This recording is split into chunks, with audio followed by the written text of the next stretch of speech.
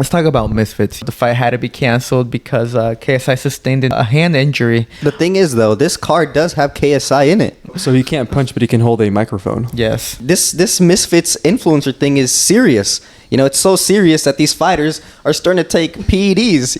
Armz tested positive for PEDs, man, and was given not a 1 year, not a 2 year, not even a 3 year, but a 4 year suspension. But going back to traditional boxing, I believe this fight would have been an absolute banger if it wasn't for Sergei Derevyanchenko's injury that he sustained in the fight. Do you guys think he could become a world champion? As of right now, I don't think Christian Mbilli has a shot at winning the belt if Canelo is in the division. But Pablo, Timothy Bradley, he said that Canelo better stay far away from Christian Mbilli. No one believes that Canelo is running away from Christian Mbilli. If anything, Christian Mbilli is the perfect style matchup for Canelo.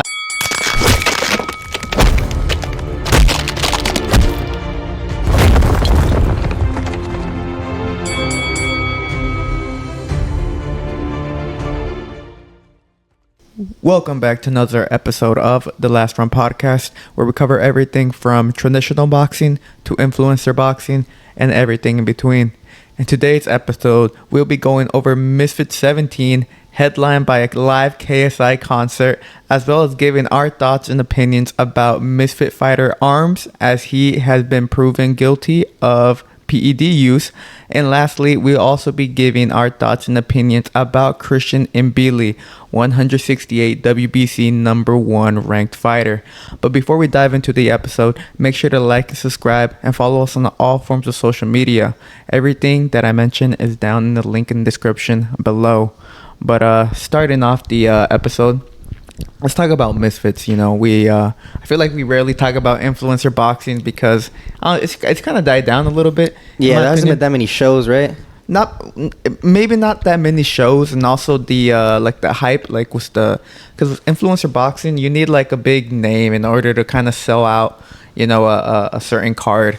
And I feel like, you know, if you don't got KSI, if you don't got, you know, Slim, Salt Poppy, you know, even Anisan Gibb, you know, in that card, it kind of, you know, you're kind of putting in a bunch of people that a lot of fans don't really know of. So hence why I feel like we haven't really been talking about influencer boxing too much. The thing is, though, this card does have KSI in it. Yes, like I mentioned right now in the intro, KSI was meant to headline, you know, his return ever since the Prime card back in October last year, where he took his first defeat against Tommy Fury in the split decision.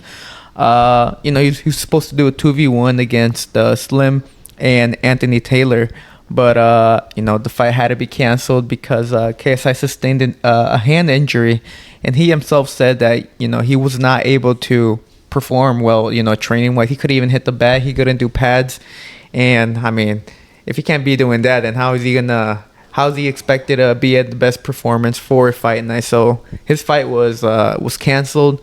But we still got KSI, you know, live concert with him. Supposedly it's gonna be a very big spectacle. So he can't punch, but he can hold a microphone. Yes. Okay. Exactly. Hey, man. That's why God gave him two hands. You know. Well, KSI. Well, I mean, hopefully, people are saying he's gonna be dropping like music for his album, or because he's working on an album or something like that, new music. So, you know, it's gonna be a live coverage of new music from KSI at the Dublin card here, this coming week. So stay tuned for KSI's return to the music industry. But you know, since KSI's fight got canceled, we have a new headliner for the show. It's Danny Armz as he takes on Danny Simpson. You know, I'm not too familiar with Danny Simpson. I know he's a footballer, and that's really all I know about him. Danny Armz, I am a bit more familiar. I mean, I just know he's a UK streamer, a YouTuber. And that's, you know, what he does. Are both of these guys going to be making their boxing debut, Misfits debut? Yeah, so that's also another thing. They're both debuting for the first time.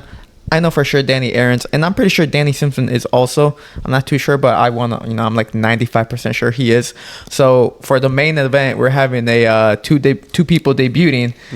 So I'm not really sure what to really expect from this, because I mean, I don't keep up that much with them. The only things I really see about you know, these guys are on Twitter or on X, and when one of the interesting things though I saw was Danny Armz. He got a black eye, you know, and he showed it off, you know, on stream or whatever. He's like, yeah, you know, I got a black eye, but hey, that I'm still gonna fight. You know, the fight's not off. Like I'm gonna, you know, it's gonna help me or some stuff like that. So he was showing off the black eye. You know, he had a good shiner. That just means he's working hard, you know. It could mean putting those hours in the gym. I mean, I have seen some of his pad work. It doesn't look too bad, especially for someone who's gonna debut.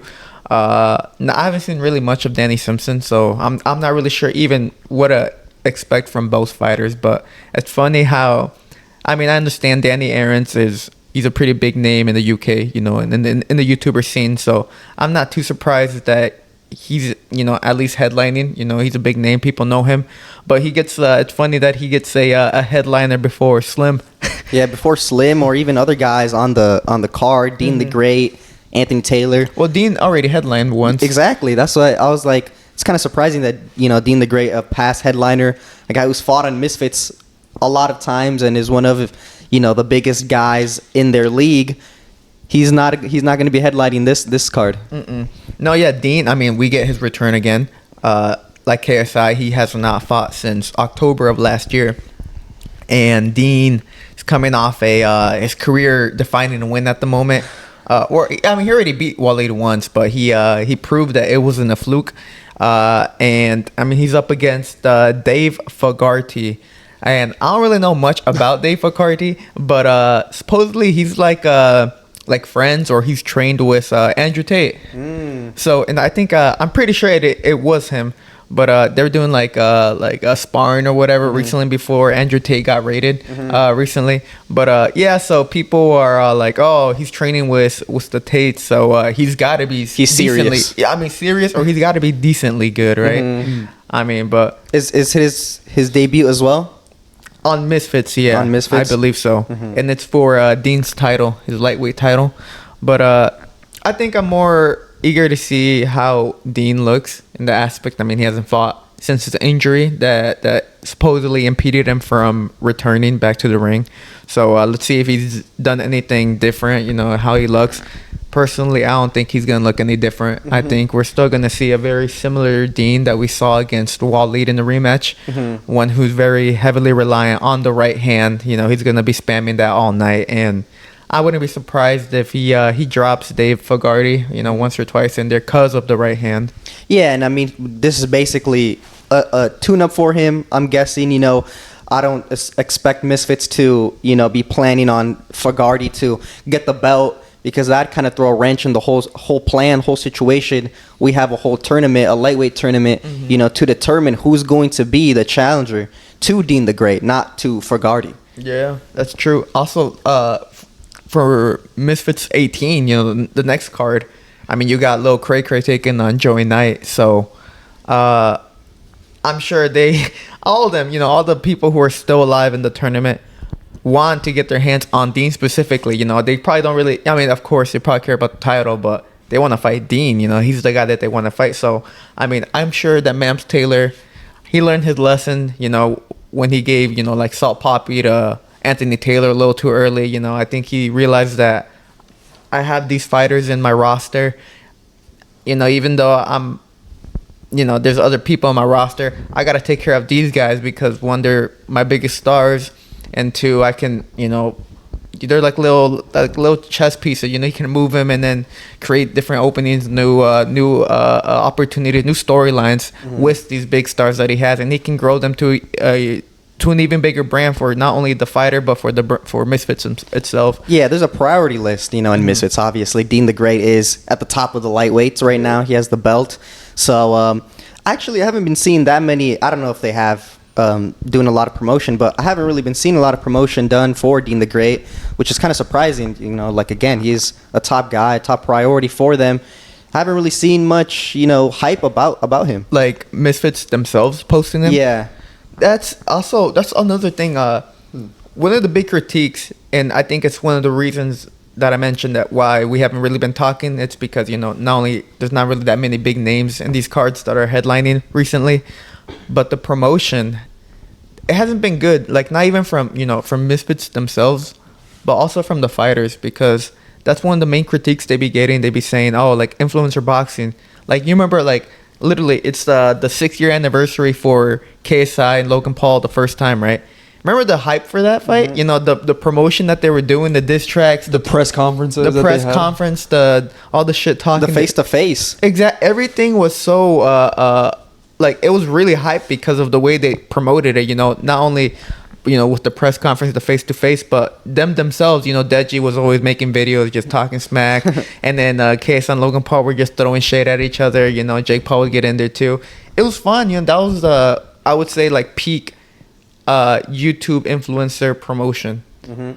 And when you compare that to what we're getting now, it's nowhere near that level. And that's the main criticism that these influencer fighters be getting, saying, okay, like we get that you're fighting, you're training, you're working hard, but at the end of the day, the reason why you're given this opportunity is because you're an influencer and you know how to engage the audience, entertain them.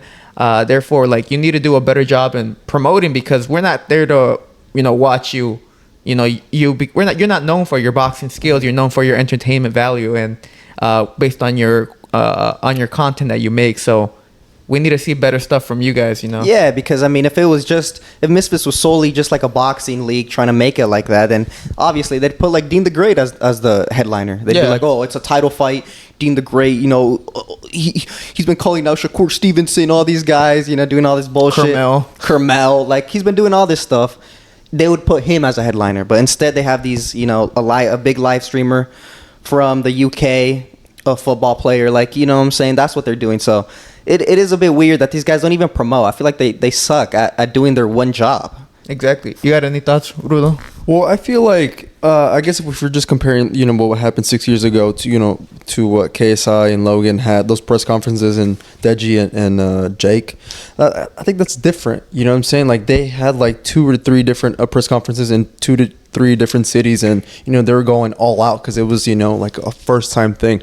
Now it's a little bit different. Sure, I guess I would say they don't have that exact same style of promotion or promoting that fight, but I feel like not eventually, but I feel like during like fight week, sometimes some of the fighters, on the undercards that are a little less known, they kind of be going a little bit back and forth with their opponent, or they be doing something. Maybe during the weigh-ins, they do some type of commotion and whatnot. So I mean, maybe they don't promote it like that, like they go from city to city promoting the fight, but they do little things here and there that it just kind of pops up on your timeline. Well, that's true, because I think one of the big things that helped, early influencer boxing was like, it's new, it was new. And there's only, just that one, KSI making the fights, because he had the whole Joe Weller thing. But the thing that really helped them early on was that there was actually some type of legitimate beef between the fighters. I mean, KSI, he was beefing with Joe Weller. Yeah. Huge outcome, that they got. And then KSI had huge beef with Logan Paul. The Paul brothers. Yeah, exactly. And then Deji threw himself in there. But I'm just saying, these early influencers, these early influencer events, there's actually, in my opinion, more legitimate beef than there is now. I mean, of course, there's a bigger pool of fighters nowadays. And, I mean, that's what made, like, Waleed against Dean very entertaining, because not only was the fight itself good the first time, but then, there was a lot of controversy. Both fighters started talking smack to each other, and they just really boiled up. And that's what made the whole Waleed and Dean the Great rivalry. It felt like peak influencer boxing, because there's actually legitimate beef. And nowadays, I feel like that's what lacks a lot of the time. And maybe it could be because of the big pool of rosters. Sometimes, like, I mean, you're Dean the Great and you're up against Dave Fogarty, like, you're just up against them because Mams Taylor put you up. I mean, you got to create that beef. You got to fabricate something. It's synthetic. It's not, authentic. Yeah, and then you could tell when it's fake beef as well. I mean, one guy that tries to do it, at least he tries to promote it and bring a lot of hype, is Anthony Taylor. But he's one of those guys that just fails, like flat on his face. You know what I'm saying? Like, he fails so bad. I don't know. You could tell it's fake. You can tell he's trying to put on a show. And that's fine, trying to put on a show, but when you go too much, when you do, all that extra stuff, a little cringy, it starts turning into cringe, and then, the fighters can see that, the fans can see that, and then they're like, okay, this is just dumb. Yeah. Well, to be honest, I kind of find that entertaining, if I'm going to be honest, because that's what I see influencer boxing as. A little bit cringy, but then you get into the ring and fight the other guy. Yeah, I guess a little cringy, but I don't know. Anthony Taylor takes it too far. Well, I mean, Anthony Taylor is back. I mean, on the card, he's taking on Gabriel Silva for Anthony Taylor's lightweight title. And the thing with AT, man, he's on a roll right now. Ever since last year when he fought Idris Virgo, his last defeat, Mams Taylor had the genius idea of pinning Salt Poppy against Anthony Taylor, and that idea that Mams Taylor has was probably one of his worst ideas, man. His star boy Salt Poppy was derailed his hype train. Anthony Taylor came out and got the victory over Salt Poppy, and ever since then, I mean, Anthony Taylor has been on the win streak. He beat not only Salt Poppy, but he beat King Kenny, and now he beat what's his name? Erickson. The Asian guy last time. Yeah, he beat Samuel Erickson. Mm-hmm. So he's 3 fights in since his last defeat. 3 fights won, and 2 of them were against 2 of Misfits' biggest names. Salt Poppy and King Kenny, and he upset both of them. So, I mean, Anthony Taylor right now, he's easily one of the most active fighters on Misfits, which is what I give him a lot of props for, actually getting in the ring. Also, I mean, he's actually more of a legitimate fighter than a lot of these guys, so hence why he has that advantage over them.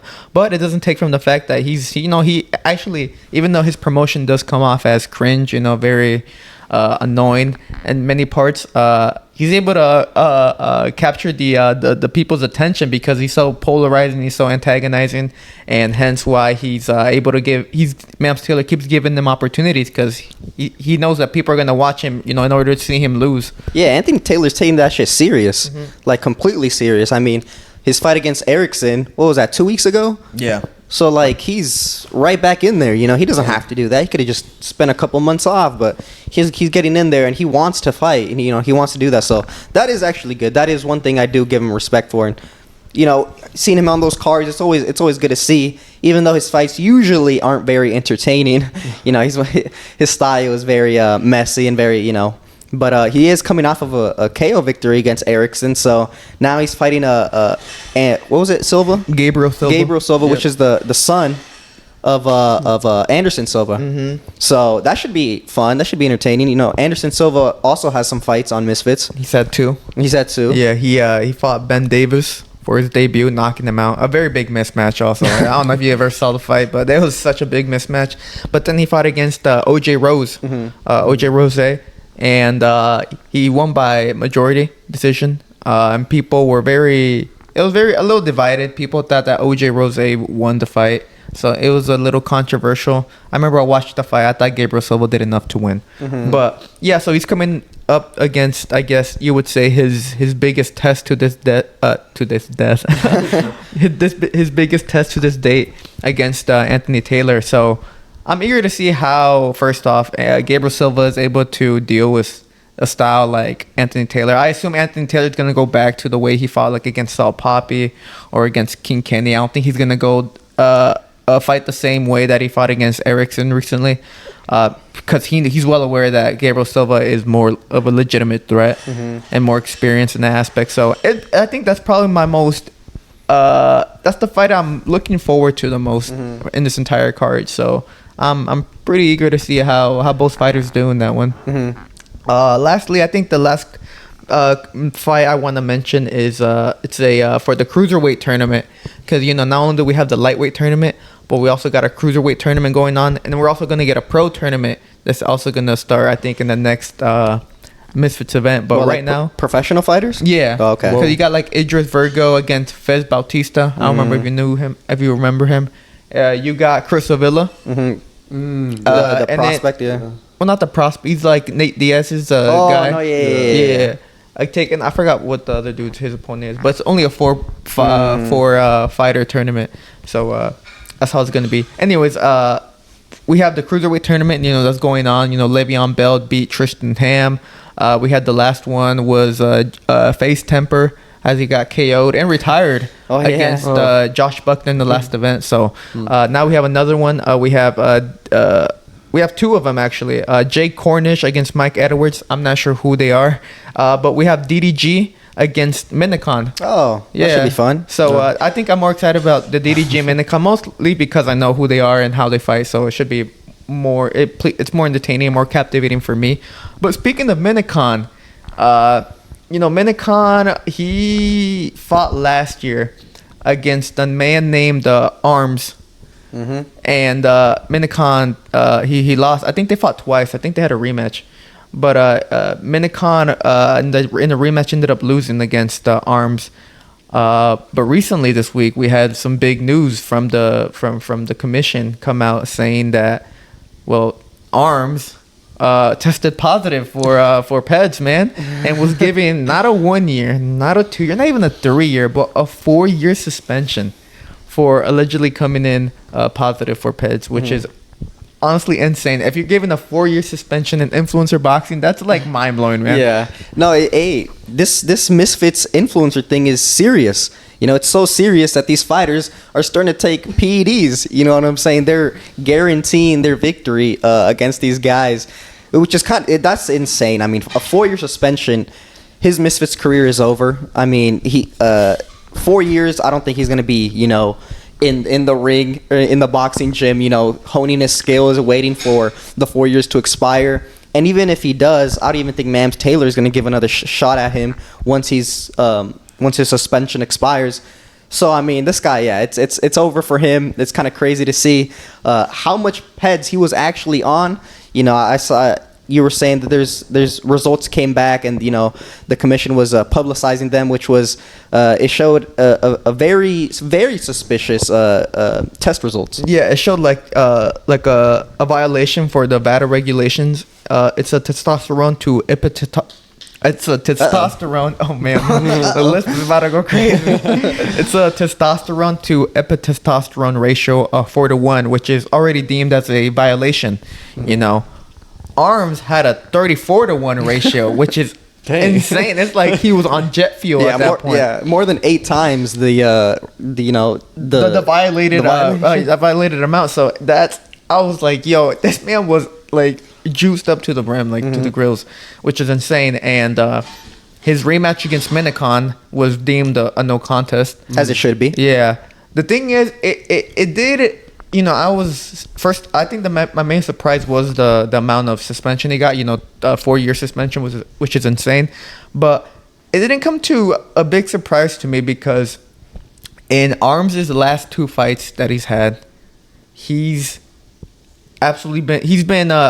won them, but he's been sent to the hospital due to extreme exhaustion. Like he's literally collapsing in the ring, like before they even announced the winner. Like he's collapsing. They had to give him the oxygen tank a couple, I think both times, or it's not one. In the corner? Yeah, like after the fight, like he's absolutely like he's just like dying in the ring because he's exhausted. So people were already kind of saying like, "Whoa, like how are you this like you're essentially like dying in the ring, like and you won." Yeah, and he also, I mean, if you look at him, I mean, it looks like he's on. Yeah, it looks like he's on. He's huge. He is a monster, a mass monster, isn't he? Yeah, he's huge. Like massive. So I mean, it's one of those. This is like one of those results that doesn't really surprise you. It's just like, oh, okay, that guy. Yeah, I could see it. Yeah, the thing is, it's funny because I saw a clip of Wade and FaZe Sensei, and it was an old clip, and they were just talking about. I think they're talking about when Virus. Came out the positive. Spaniard? Yeah, the Spaniard who came out positive. The first guy who popped for PEDs in Misfits. Yeah, I think he is the first one. But anyways, they're talking about it, and then they started like talking about like who could potentially be on it. And FaZe Sensei called it. He said Armz. He said he was like Armz, and then Wade was, oh, this is an allegation. Like we don't have any proof. Allegedly. And then FaZe was like, it's Armz. I think Armz is on it. Yeah. He called it, man. A visionary. He saw it, man. He saw right through him. But yeah, so Armz, which was a big ban on him, 4 years. He'll be able to return in 2027, 28. So this is I wonder how Mams Taylor is gonna go on from this. I mean, this is another guy in your company that's in your roster that's tested positive for PEDs, and this time this man was absolutely juiced up. So what steps is he gonna consider? Because it's been not even a full year since the first guy Virus came out positive. Now we got this other guy Armz, and the thing that a lot of people were criticizing about this about Armz was actually people were they were directing criticism to KSI because Armz is part of the same gym as KSI. And so then people were throwing out these allegations at KSI saying, oh, if Armz, who's a stablemate of KSI, was juiced up and they knew about it, well, is it far-fetched to think that other people in KSI's gym are also juiced up? And they start throwing serious allegations at KSI. These were not my words. These were what I saw online. People were just allegating towards them. And I'm like, yo, this is kind of crazy. I mean, there's got to be some type of, or I wonder how they're going to deal with, this criticism that they're now getting of, alleged PED use for the camp. Yeah, that image is bad. I mean, it's a bad image to have a person in your gym pop for PEDs. It's not a good image. It's to be expected, if especially a guy like KSI, who's the biggest star in Misfits, and for his stablemate to come out popping for PEDs. I don't know, has he even addressed this? I don't believe so. I don't think he will. I think he should. I mean, I think he should at least something, maybe be like, he has to distance himself or something and be like, this guy barely go to the gym. I don't really know him like that. I mean, I don't know, because a lot of allegations, a lot of criticism are going to be thrown his direction. And also, he's already coming under fire for his hand injury that he sustained. So, I mean, he hasn't been having a good rap recently. It's been pretty bad. Also, for Mams Taylor, I don't know if he said anything either. It's been with Mams, I think his issue, well, not his issue, but the main thing he's doing right now is he's kind of beefing at the moment with Jake Paul's manager. I think so. He has bigger fish to fry. Yeah, they've been going back and forth on Twitter or whatever, and then Mams Taylor has been throwing allegations towards Jake Paul for being on PEDs himself. So he's implying that Jake is on PEDs, which is, I feel like he might be deriving a bit of the situation towards Jake Paul back, because it started going back and forth. So, might as well, throw it over there instead of, having to deal with it yourself. So that's what he's been doing. I'm not sure if he's fully addressed the situation. But Armz officially banned for 4 years by the PBA. And it's a huge, I think it's a big deal for Misfits. It's definitely a big deal because, I mean, we're talking about boxing. People might say, oh, it's just influencer boxing. They're not real boxers. They're still punching each other in the face, in the head. That's brain damage long term. So, it's a really big deal when boxers pop for PEDs, not only in traditional boxing, but also in Misfits boxing. So it's a serious thing to consider. And I think Mams Taylor should say something about this. Like, hey, either we're going to be more strict with the testing, we're going to do this, we're going to do that, we're going to change this. He has to be serious about this because that is no joke, having a guy pop for PEDs that drastically or that big. Those results were completely conclusive. There is no shadow of a doubt that this guy was injecting or doing something. Yeah, and I think it's crazy too because that fight happened, or when he fought, what was it, Minicon? Yeah. That was last year in November, and now it took up until 7 months. August, 8 months since November of last year. Yeah, so that's also another thing. Like, what's up with these results? It's gonna take them damn near a year for them to come out that they're popping. Like, that's not good either. Yeah. So Armz, I mean, he beat Master Uguay, R.I.P. Master Uguay, and he beat Minicon, I think, once or twice now. So Armz, he was a lot of people were saying, oh, like he might have something, maybe a good potential on Misfits. But I mean, now, maybe that potential's at a little halt right now for a couple of years. So let's see how this breaks down, after a couple of weeks. Let's see what Mams Taylor does, and let's see if any changes are implemented towards Misfits. But so that was a little bit of a rundown of the card this coming weekend. The Dublin card, live KSI concert, very special. I'm excited about that. I'm more excited about that one than the actual cards, the actual fights in the card. So so that was our thoughts about the whole Misfits cards and what we're I guess we need to talk about influencer boxing, bring it back here into the channel.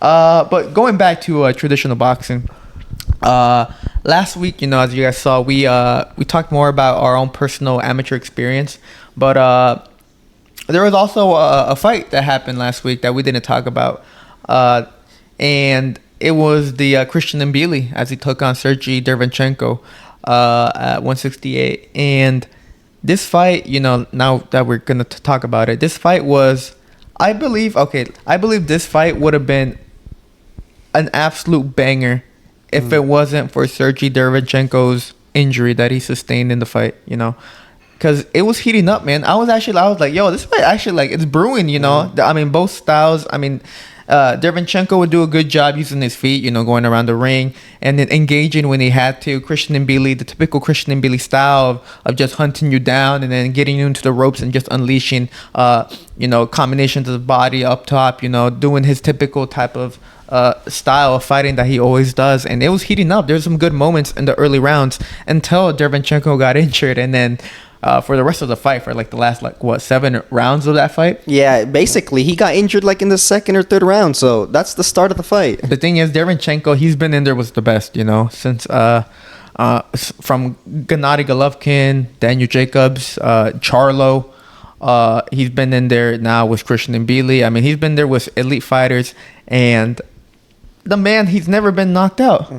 He's never been knocked out, and he continued that streak against Christian Mbilli, man. Christian Mbilli, despite only having the clear advantage on a one-armed Derevyanchenko, was not able to not even knock him down or even knock him out. So, yeah, Derevyanchenko is one of those fighters that, oh man, you're gonna look back, in 20 years, you're gonna be like, dang, like, he might become that one fighter who never became world champion, but he's gonna be that fighter that people are gonna be like, damn, he had close fights and he was a dog. He's gonna get he has everyone's respect from this fight. Yeah, he's a dog, absolute animal. I mean, yeah, exactly. I think that's a good point. He's always been stepped up with the elite guys, and every time he's fallen short, and it sucks to see for him, man. Because I was rooting for him, because this is most likely his last chance. At getting like mandatory and maybe seeing a world title challenge in the future.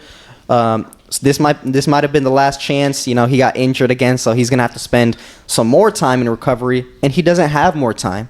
So sucks to see for him. Mbilli came out there and did what he always does, basically just go forward and throw a lot of punches. But he did show not a lot of people were convinced of this fight against Derevyanchenko. I mean, yes, Derevyanchenko is a very, very good fighter, but he was also one-handed. And in some points, Derevyanchenko was beating Mbilli with one hand. So it was kind of crazy to see. Yeah. Well, I kind of want to ask you guys a question. Given Christian Mbilli's performance against a one-arm fighter last week, do you guys think he could become a world champion? It depends on. I mean, everything at the 168 depends on Canelo, because I mean the IBF is now open, because he vacated the belt, which in turn allows anyone from the IBF to anyone ranked to get a shot at it. We have William Skoll, who has a shot now at the vacancy. So everything at the 168 depends on Canelo. He's still the kingpin there at that division. It's his division. Personally, I don't see. Well, now since David Benavidez left. David Morrell left too. Now I don't see anyone at 168 beating Canelo. Not even Caleb Plant if they were to get a rematch. Diego Pacheco, who's fighting this weekend, also I don't see him beating Berlanga. I do not see him at all beating Canelo. I see no one at 168 who can beat Canelo. And it's up to what Canelo does next. I mean, does he go up to 175, because he recently expressed interest again in a rematch with Dimitri Bivol. Does he vacate some belts? Does he do this? What does Canelo do next? And it all depends on him and what he does. So as of right now, I don't think Christian Mbilli has a shot at winning the belt if Canelo is in the division. But Pablo, Timothy Bradley said that two-time world champion, commentator for Top Rank. He said that Canelo better stay far away from Christian Mbilli. So if you look at it like that, I think Canelo might be running away.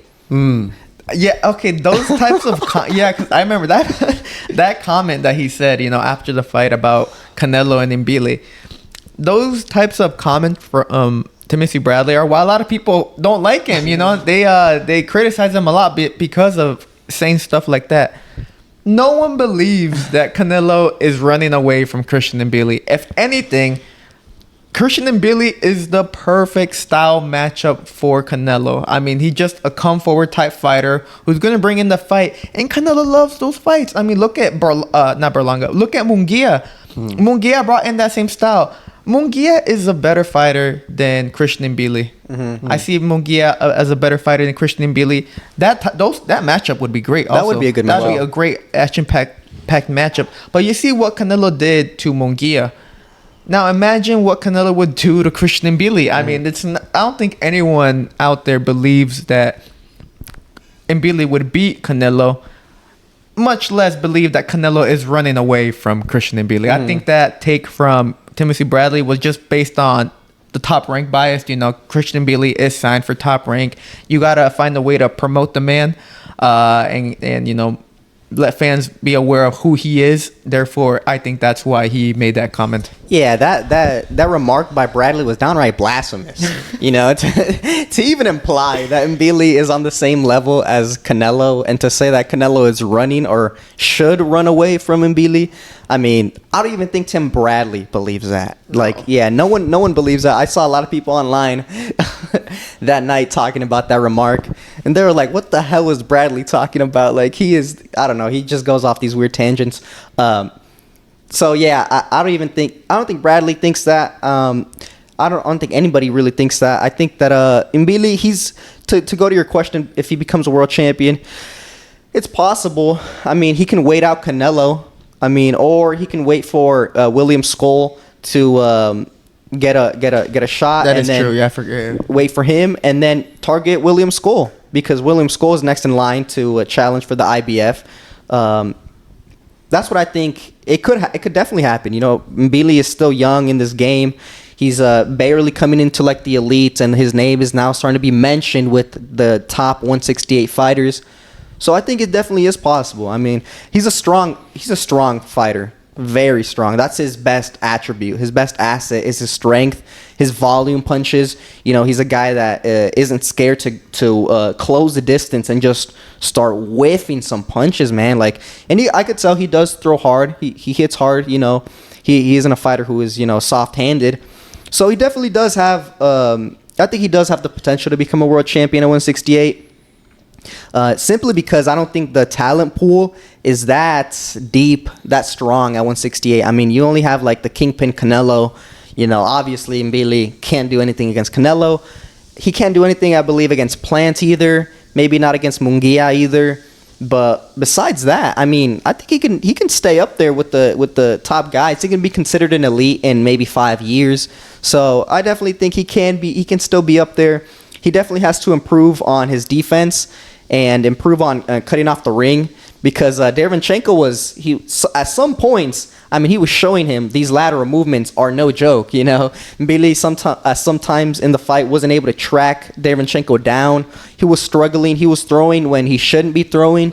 He was throwing, overextending a little too much, throwing too hard punches when he doesn't need to, instead of setting it up. So he still has a lot to improve on, but I think his potential definitely is very high. Yeah, I think so too. I mean, he's in his late 20s, maybe mid 20s, Christian Mbilli. So I think so, yeah. So he could definitely wait out Canelo. He could definitely wait out for an opportunity for sure to present himself, and I think that's what they're gonna do. And yeah, he has the power to really hurt almost anyone at 168. So I mean, that's gonna help him a lot, and I think that's what's gonna possibly get him a world title shot or even become a world champion. In regards to Tim Bradley's remark, I really think he was just trying to get a clip or something like that, because there ain't no way he truly believes that Canelo, is truly scared of his boy, of his boy. So yeah, I think so. I think we could see a Christian Mbilli champion maybe in 4 to 5 years. Well, I think your comment about the IBF heading towards there, I think that is his best shot at a world title. Yeah, it's vacant. I mean, William Skoll, versus I think Vladimir Shishkin. It's the number 1 and number 2 ranked. Mbilli's number 3 ranked.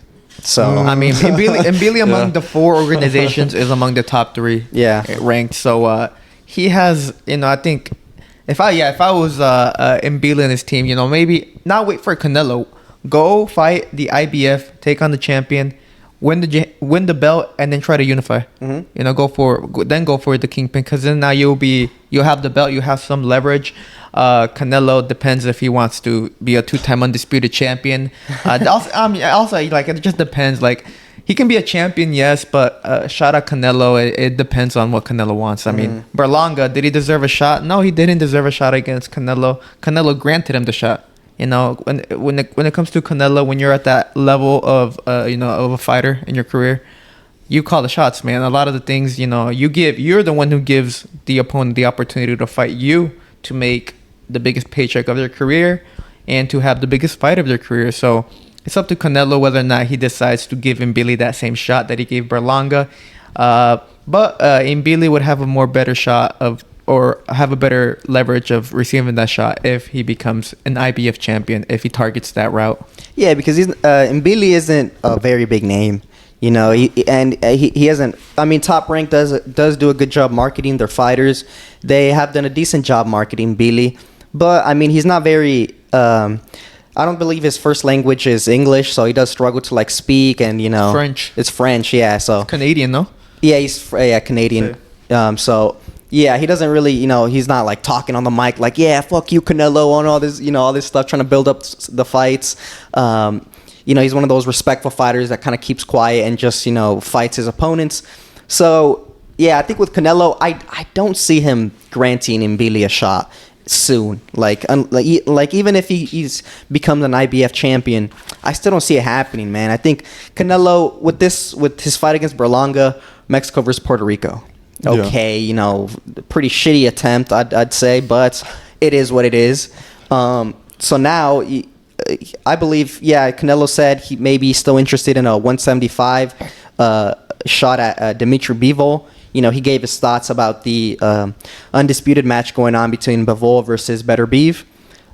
So, he's really looking for those type of fights that can sell easy, fights that can, that have a quick, Canelo's fighting this guy, okay, let's go. Not Canelo's fighting Mbilli, they're going to be like, who the hell is Mbilli? Like, yeah, because once you get up to that pinnacle of whatever craft you are, in this case Canelo, like, not only does he get to call the shots, but he also wants guarantees. Do you think he's going to get a guaranteed 20 million, 30 million fighting Christian Mbilli? Or yes. Yeah, I think so. You think so? I mean, it's Canelo, man. We're talking about, he's the face of boxing. He's guaranteed at least a minimum 25, 30. Yeah. 30 M. I'm telling you right now. Yeah, you can put, he's going to sell. Like, he's the guy who, he's going to say, I want this amount. Okay. We're going to give it to you. Yeah, because another thing with Canelo, he talked about this on, I believe it was, no, I don't know. It was, I was going to say the Breakfast Club, but it wasn't. Sway 97. Sway, I think it was like Sway.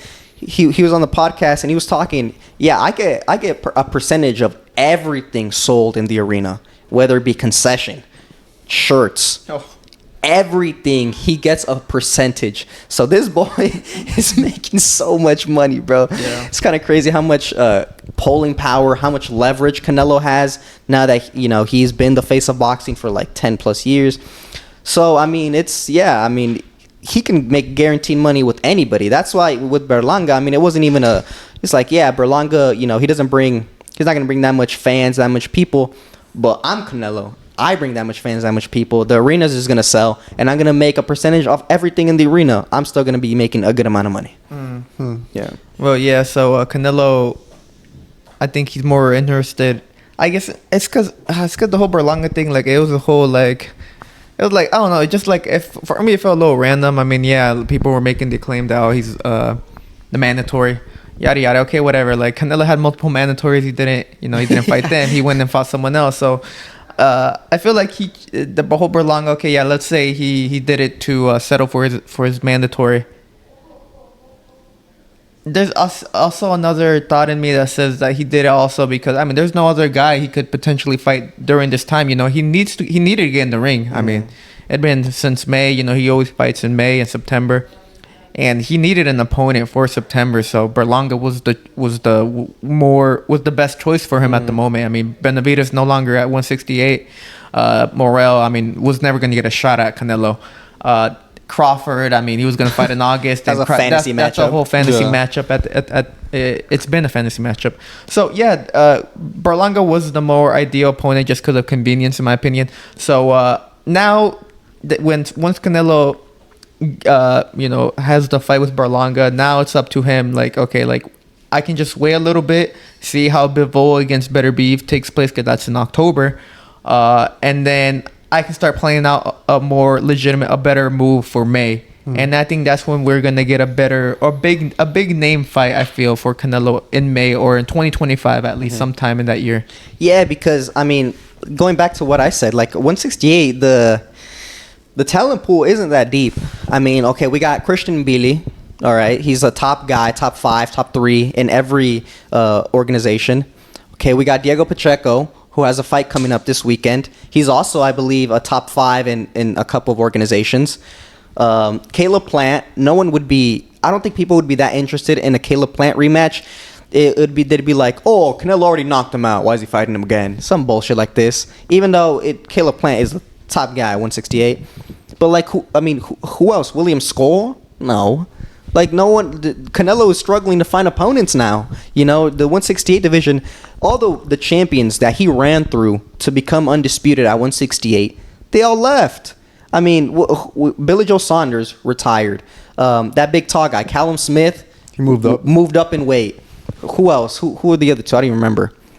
You had Caleb Plant. Caleb Plant. Okay, Caleb Plant. I don't think he's going to be fighting him anytime soon. He already did that. And then the other guy, I think it was another tall guy, another white UK guy. I don't remember. No, it was Callum Smith in December.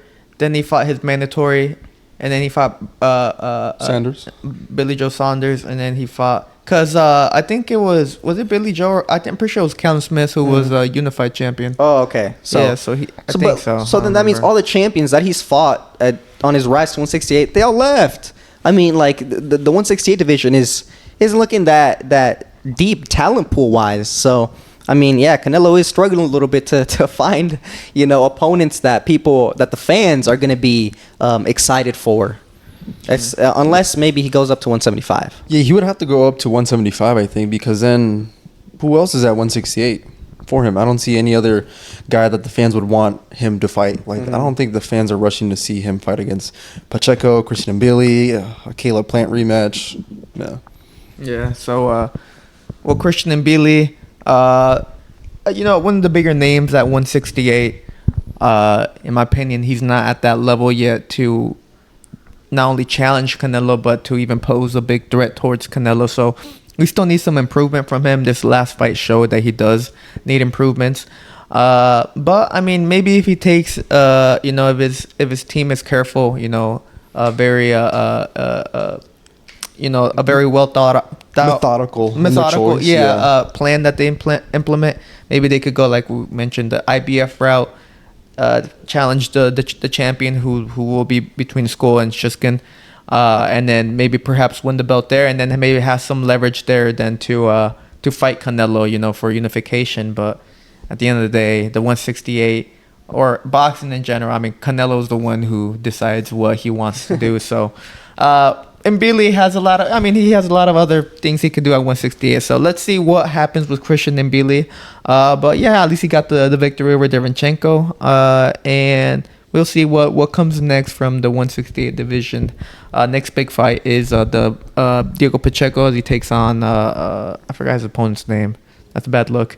But Suleki is this one dude. Anyways, Pacheco, and then we got Canelo in September. But I think we covered everything we wanted to cover today. How long is this? What? This pod? This episode? I think it's like 50 minutes. 48 right now. Oh, perfect. Yeah. So I think we covered everything we wanted to talk about today. Let us know down below, first off, are you guys excited about the return of Dean the Great? Or are you more excited about KSI's live performance, man. Let us know what kind of songs are you expecting in that Misfits event coming up this weekend. Lamborghini. That'd be so, bro. Remember when he pulled up in the Lamborghini for Tommy Fury? Yeah. Anyways, and then he lost. and then he lost. Let us know what are your thoughts about Armz, Misfits fighter. Coming out positive for PEDs and receiving a 4-year suspension or a 4-year ban from the sport. Lastly, do you think what Timothy Bradley said about Canelo potentially running away from Mbilli, or he should stay far away from him, is legitimate? Do you think he actually meant it, or do you think it was just based on the top rank bias in the aspect that he had to promote Mbilli in some type of way? And what's the easiest way of promoting the fighter than accusing the top guy in the division of being afraid to fight him? So let us know down below what you guys think. Lastly, don't forget to like and subscribe. Also follow us on all forms of social media. We are on X, TikTok, and Instagram. And lastly, don't forget to join our Discord. Everything that I mentioned is down in the description below. But this was Pablo, and I am with Rudo and Asa, and this was the Last Round Podcast. Thank you for watching.